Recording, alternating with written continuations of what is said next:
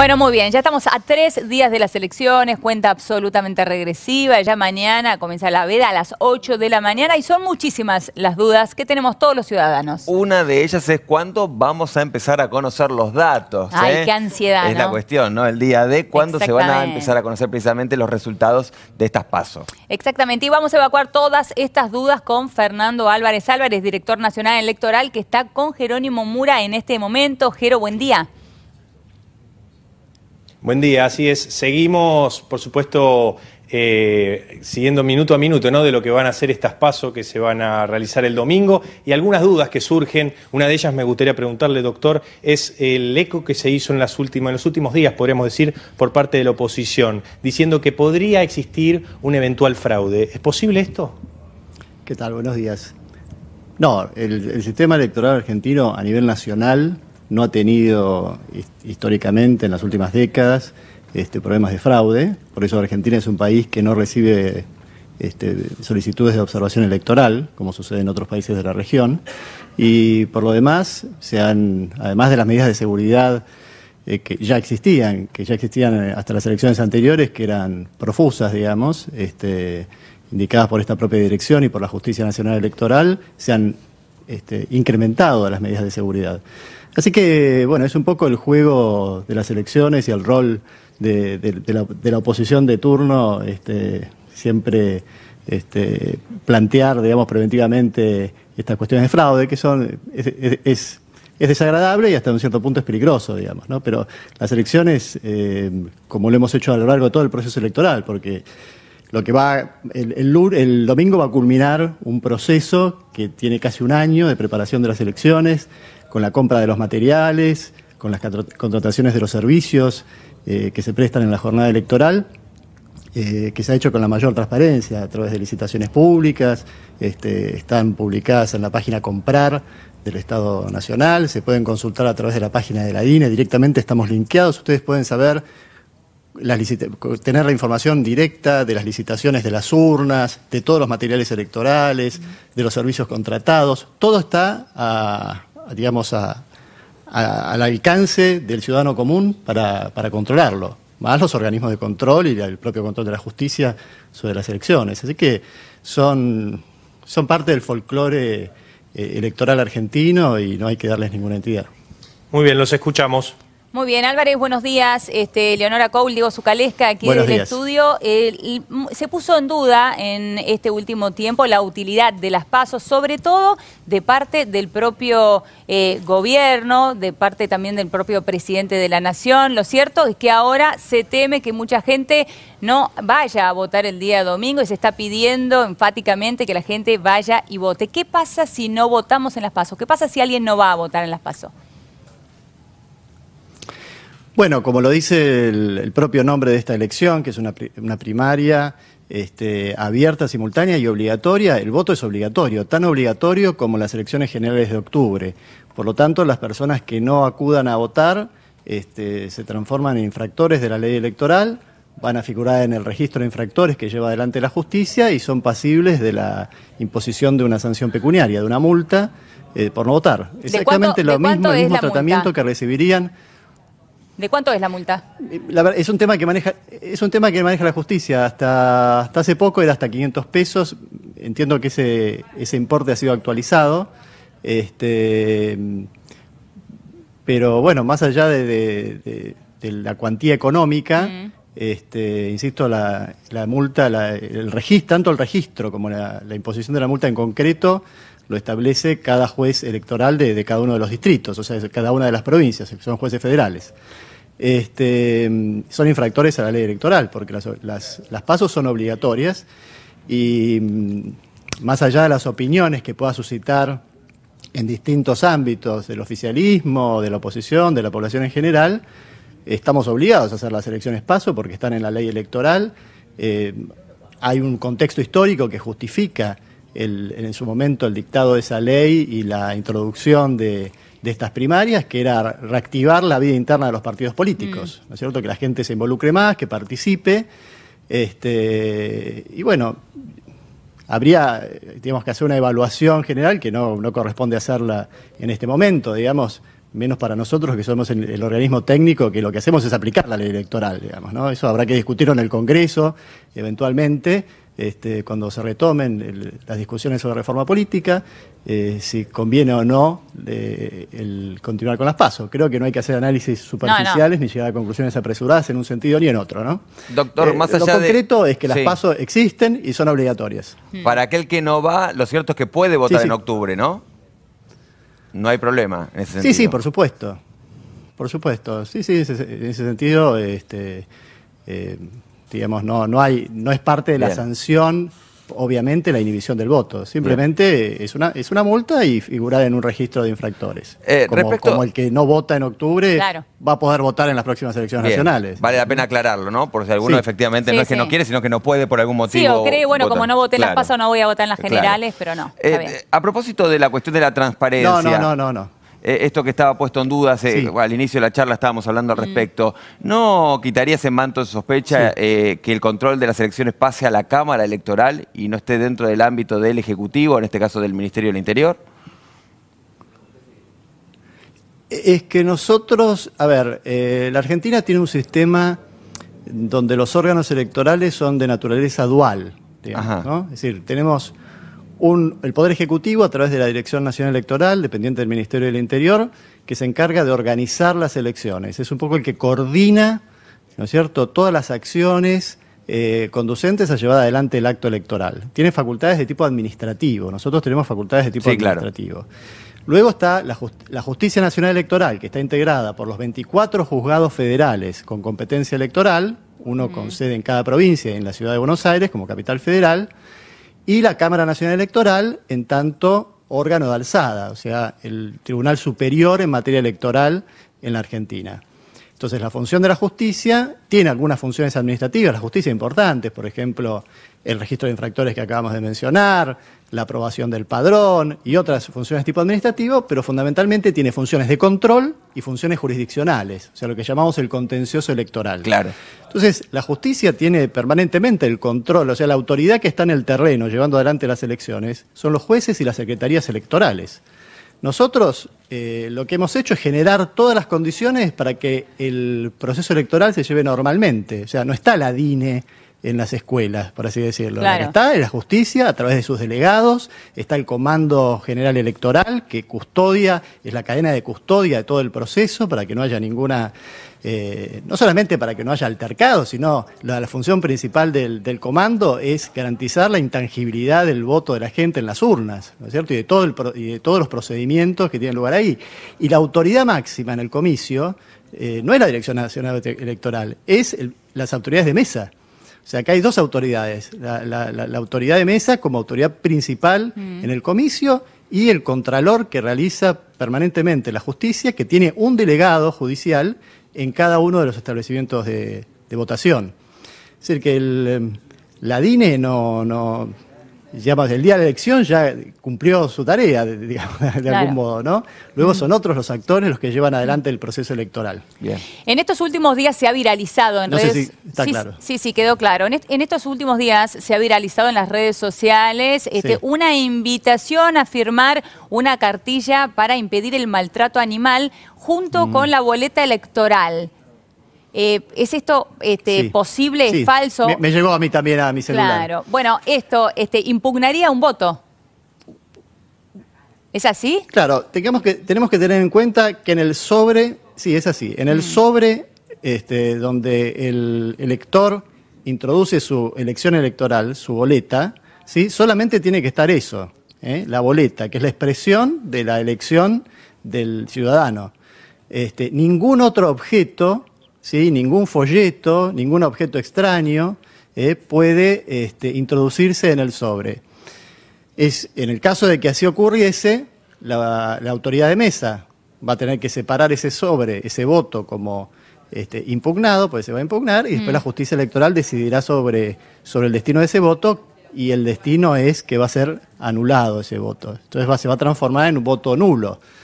Entonces, bueno, si alguien quiere anular su voto, ya sabe lo que tiene que hacer, digamos. Claro. Pero si uno quiere, digamos, elegir positivamente una opción, no hay que meter ningún folleto por más noble que sea la causa que se invoca. No, y además para impulsar no es ese una el medio ley, de expresar la adhesión a causas nobles. Totalmente. Sí. Además, para impulsar una ley, que es lo que en este caso dicen, la metodología, el método es en el Congreso, ¿no? No a través de una firma en una urna. No, por supuesto, no. Pero por supuesto, sí, eso está claro. Bueno, los fiscales de los partidos políticos y las autoridades de mesa, esto ha tenido estado público, se ha estado conversando, digamos, para que estén atentos a que no haya distribución de este material, que por supuesto no se puede hacer en el lugar de votación, ni que, ustedes saben que uno de los controles que se hacen durante la elección es que cada 10 electores que pasan al cuarto oscuro, la autoridad de mesa debe levantarse de su sitio e ir a controlar que estén las boletas de todos los partidos políticos. Claro. Este control incluye que no haya a disposición materiales que no tienen que estar ahí. No supongamos que alguien dejase una pila con estos folletos o declaraciones o lo que sea en favor de los derechos del animal o de cualquier otra índole, digamos, no tienen nada que hacer en el cuarto oscuro. Entonces la autoridad de mesa, que insisto, es la autoridad del comicio, tiene que retirar inmediatamente esos materiales. A propósito de no tiene nada que hacer, me quería agarrar de esa frase. Pensaba en la imagen de Carlos Menem en la boleta, teniendo en cuenta que no puede participar de los comicios electorales. ¿No es confuso para el electorado que aparezca efectivamente la imagen del expresidente allí? Bueno, esto es una decisión de la Justicia Electoral, de la Cámara Nacional Electoral de las últimas horas, la exclusión de Carlos Menem a su candidatura como senador.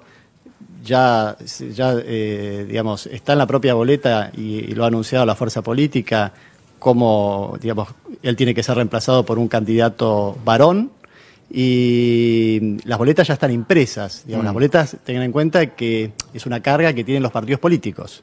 O sea, no es la Justicia Electoral y no es la Dirección Nacional Electoral la que manda a hacer las boletas, sino los partidos.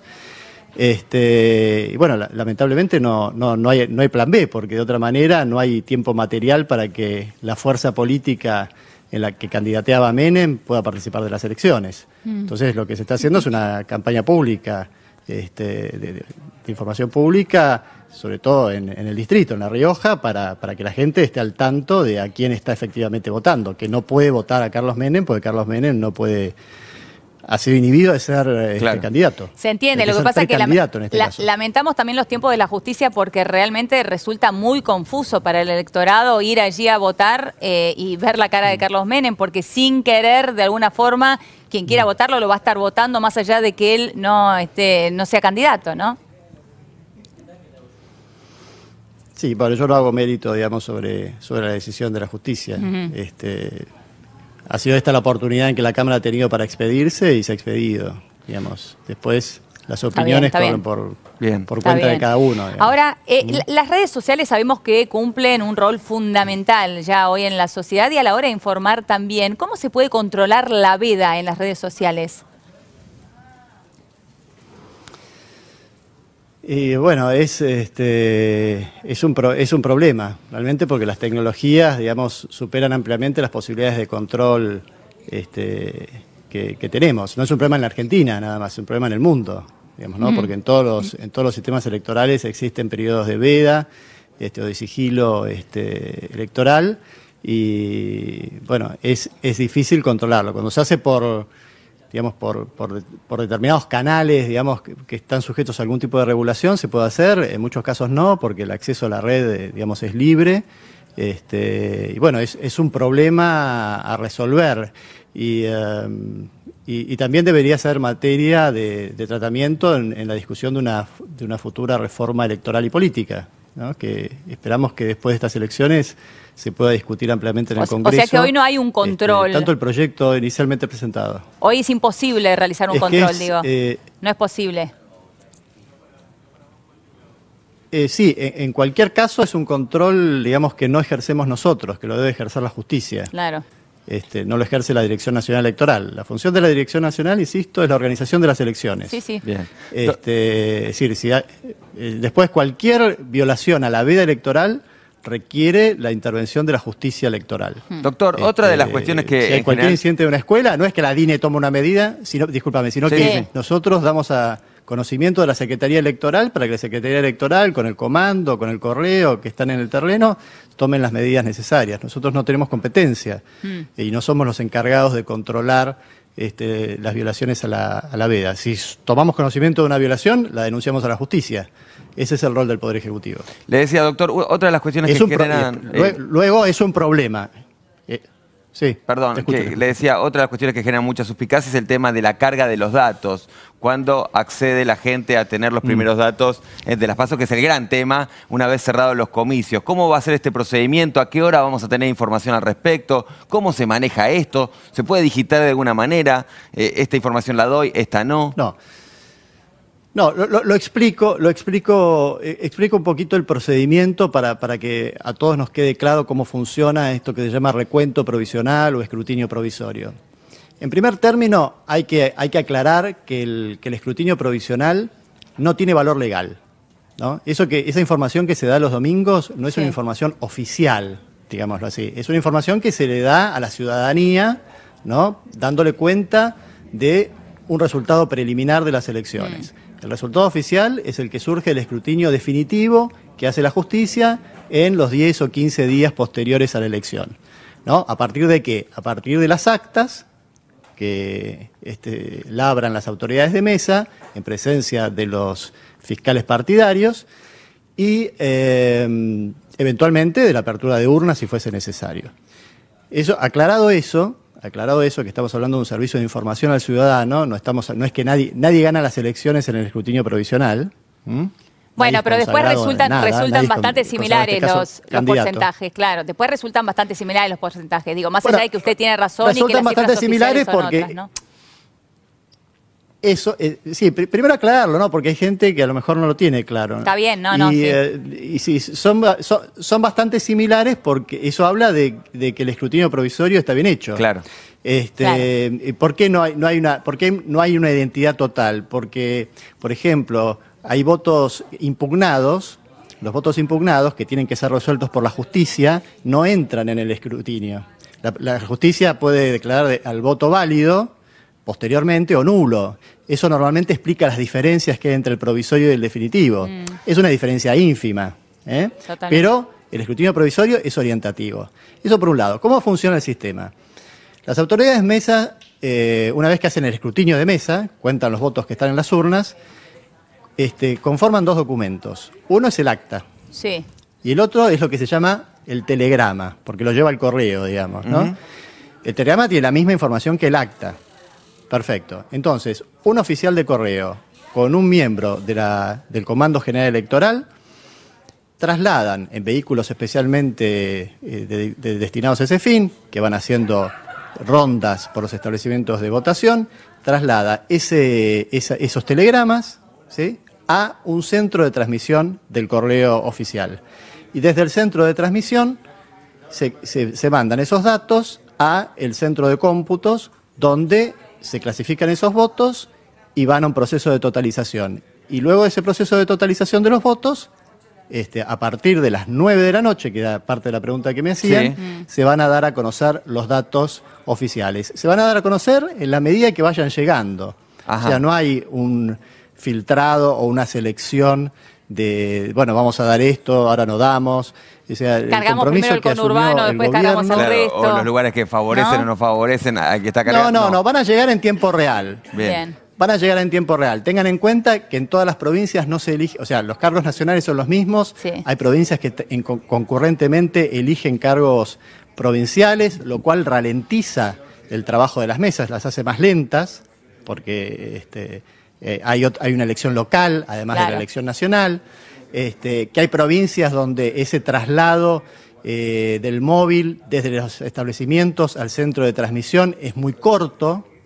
Hay otras provincias que tienen gran extensión territorial, entonces los traslados son más largos. Sí, o sea, no es lo mismo un traslado de media hora que un traslado de 3 horas. Doctor, entonces eso va a hacer que siempre la carga de la provincia de Buenos Aires va a ser más lenta, por una cuestión lógica, que es la gran extensión territorial y digamos, el traslado, lo que implica el traslado de de los telegramas a los centros de transmisión. Bien, clarísimo. Hasta las 9 entonces no tendremos los primeros datos. Doctor, no quiero despedirlo, no sin antes preguntarle por esas urnas que tiene atrás, que son piezas de museo realmente. ¿Nos puede contar un poquito algún detalle antiguas, de esas urnas? Muy lindas.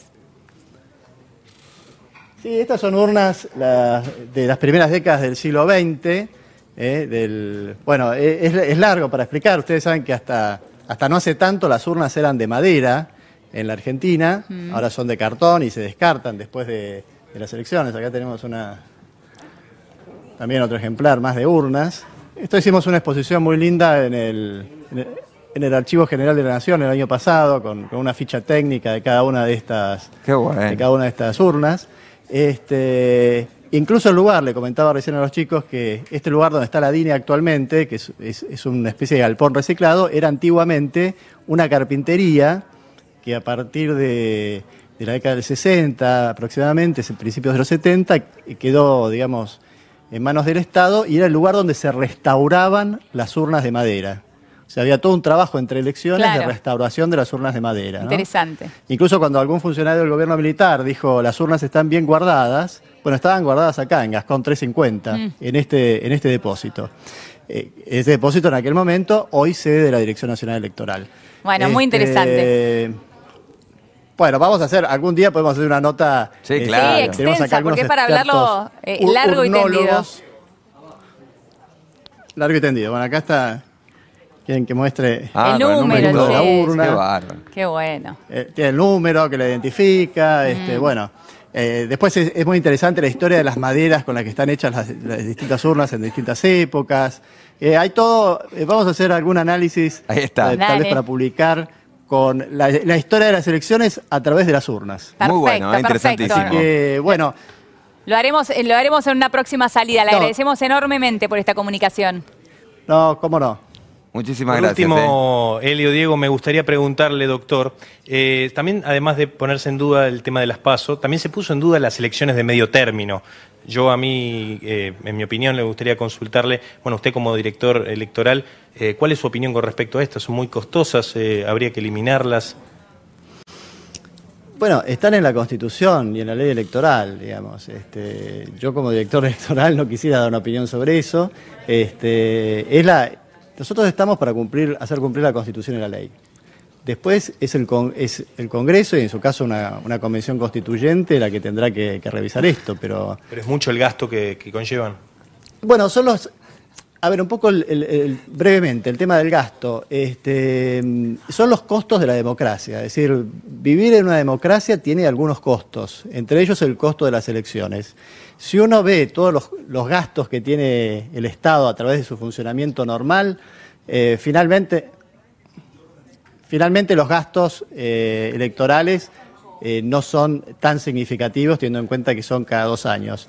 Si salen caras las elecciones es porque se toman muchos recaudos, sistemas de control, tableros de monitoreo, seguimiento por GPS, bueno, para tratar de garantizar la mayor transparencia, que sean elecciones limpias y elecciones libres.